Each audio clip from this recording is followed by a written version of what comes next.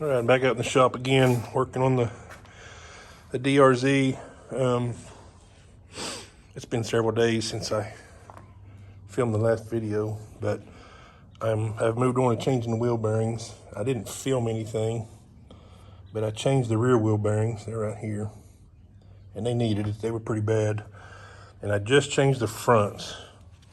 Now, they weren't very bad. They were in pretty good shape. But I was wanting to show you something. When you get new wheel bearings and replacing them, it's good. Now, I got all balls wheel bearings. So, I think, yeah, all balls. But take you let me get this camera stood up here. Take you a sharp screwdriver, small, we call these tweakers in the industry, and stick it down beside the seal. Gently lift the seal up. You can see that blue grease in there. That's what you want to look for. The other wheel bearing had very little grease in it, so I put some grease in there with my screwdriver, and then put the seal back on. So these bearings come from China, and you're kind of hit or miss whether they have grease in them or not. Now the back, all of the rear bearings had grease in them. They were greased really well. So I think all balls probably a little better quality than some brands. But I'm gonna get the wheel up here and tap these bearings back in this hub.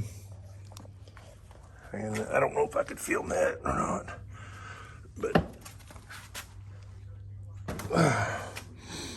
I'll tap the bearing in one side, put the seal in, then there's a spacer, that thing right there, goes in the middle, then you put the other bearing on.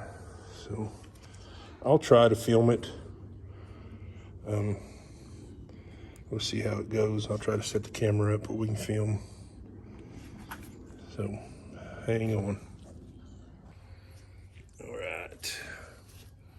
Get a bearing.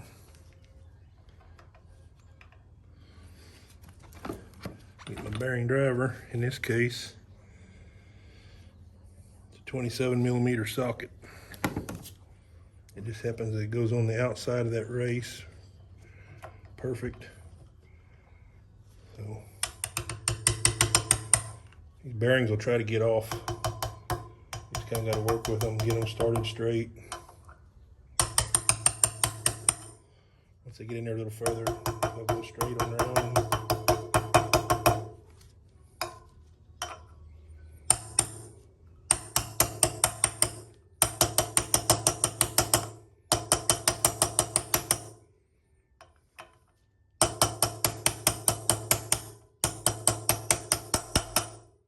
If you hear that change sound, that's that bearing seated against that shoulder in there.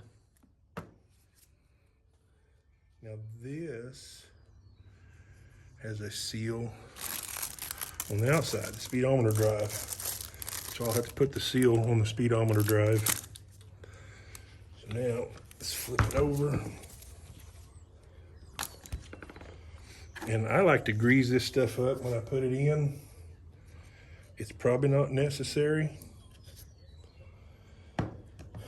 but on my dirt bikes, you know, you ride through streams and mud and stuff, and everything gets kind of dirty, gunky. So I like to keep grease in here to keep everything from corroding, rusting. I should never get water in there, but sometimes it will. Okay.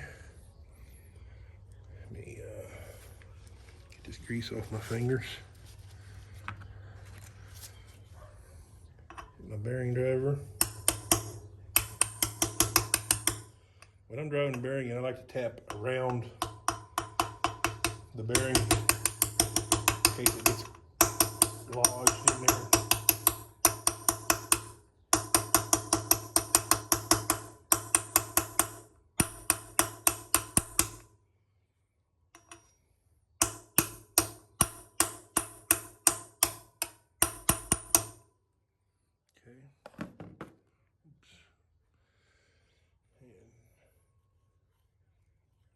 This one gets a seal, so it's right here.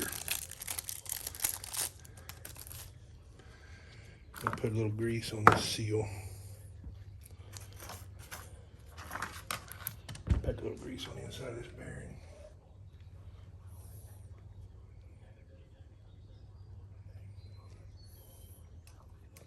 I said some of this may be a little bit overkill. This bike probably won't be in the mud a whole lot. It's going to be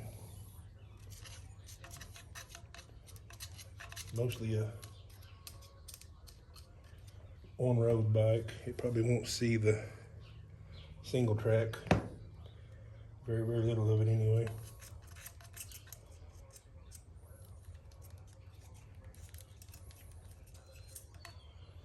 Okay. Get a little grease on the seal lip.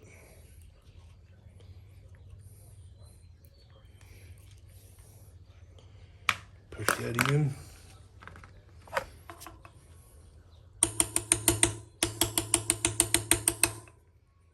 The seal, you don't want to drive it in like the bearing. You just want to tap it in until it seats.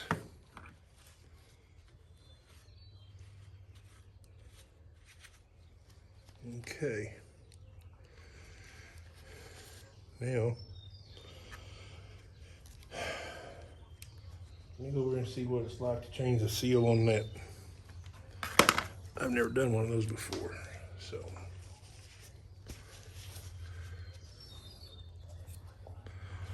Let's go check this out.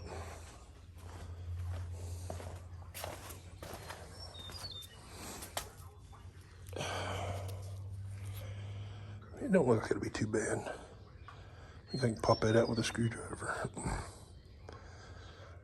But I can't hold the camera and do that. So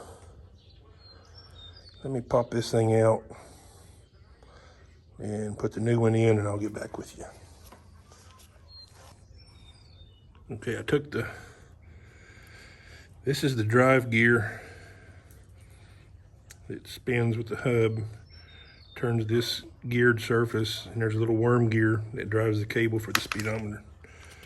So this grease was all dried and crusty, so I'm going to replace it with some fresh grease. And dang it, that is not what I wanted to do. Drop a big blob of grease on my brake disc. That's no bueno.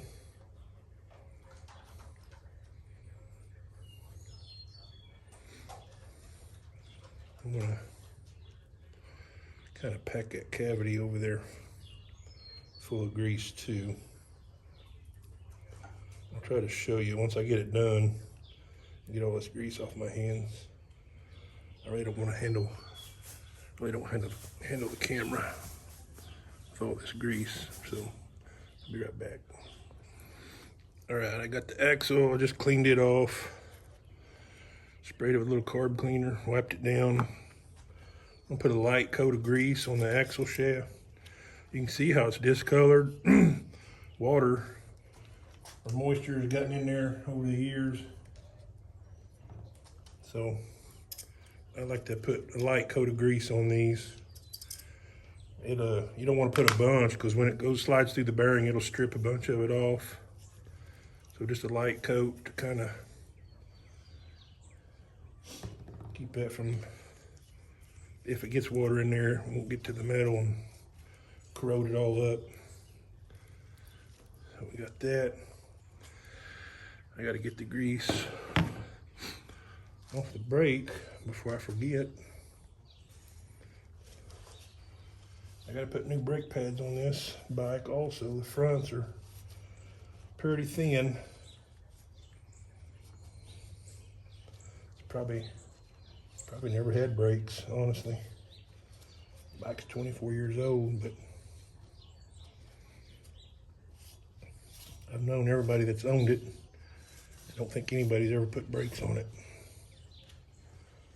Let me get the carburetor cleaner. Put that back.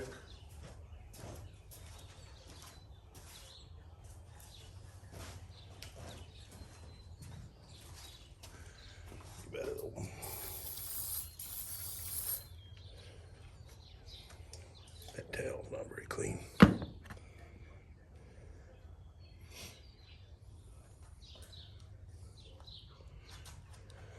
Pretty clean one. We'll use it.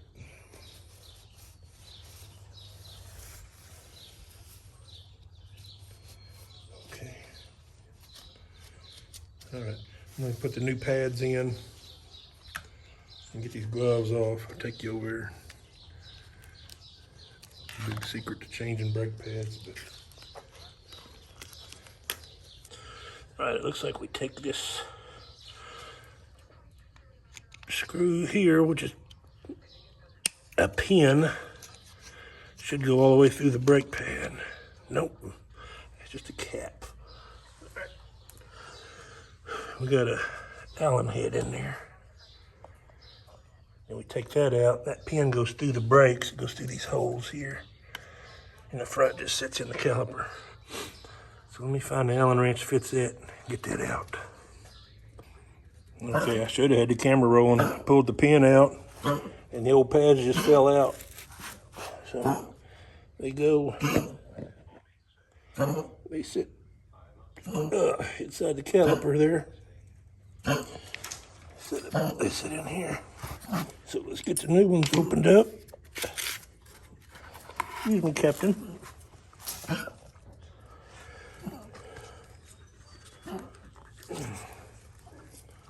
Get a pocket knife. Get away, Cash.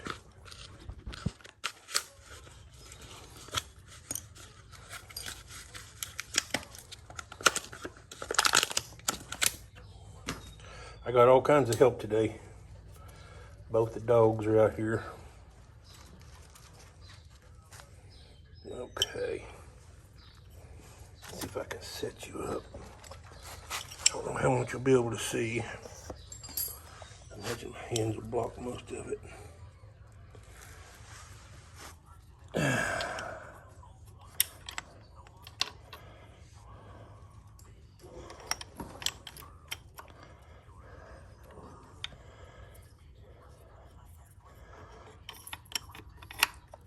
Okay. Get the pin.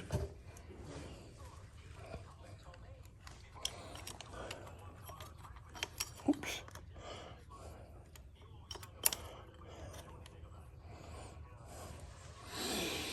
Okay.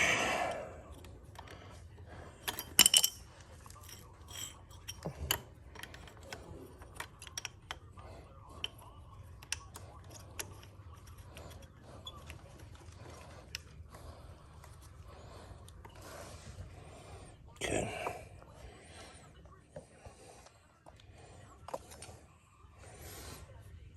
You can see the pin coming through right there. So we'll just thread it in.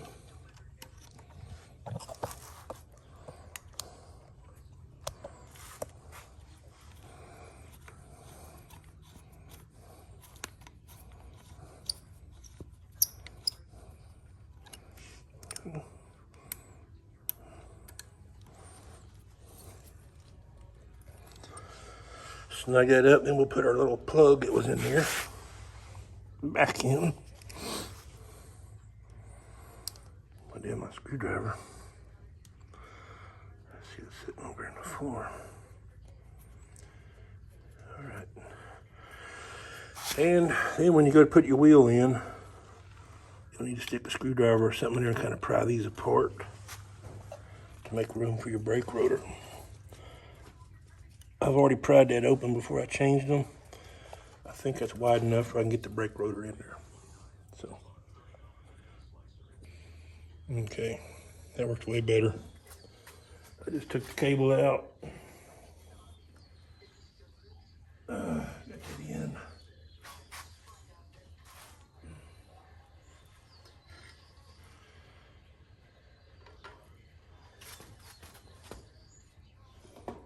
Should be able to lift the wheel up.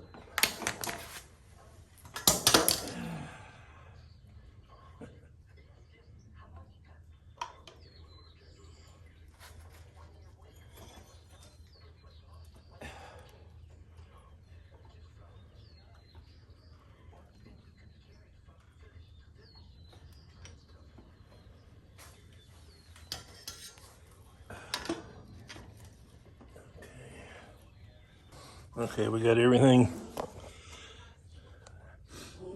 back together. Got our new brake pads in. Putting the nut on the axle. I'll tighten this nut up. And we tighten these pinch bolts over here to lock the axle down. And then we'll cycle compress the forks a little bit, kind of let this fork self-center. Then we'll tighten down these pinch bolts. And I think that's how you do that. Eliminate all the stiction, any binding and stuff. So let me get that done. We'll get back with you. All right, as I was getting ready to edit this video, I realized I never filmed an outro. So I've got the bike together. I've ridden it to work a couple times. The suspension is way better. It's a lot more firm and stiff and rides up higher in the stroke. So if you're real keen, you'll notice that one fork leg has the dust cover on it. It's because I haven't revalved that fork leg yet. So I've still got to get that done, but the bike rides 100% better than it did. And so I'm really happy with it. So I still got a few other things to do to it, but thanks for watching, sticking around. Appreciate it.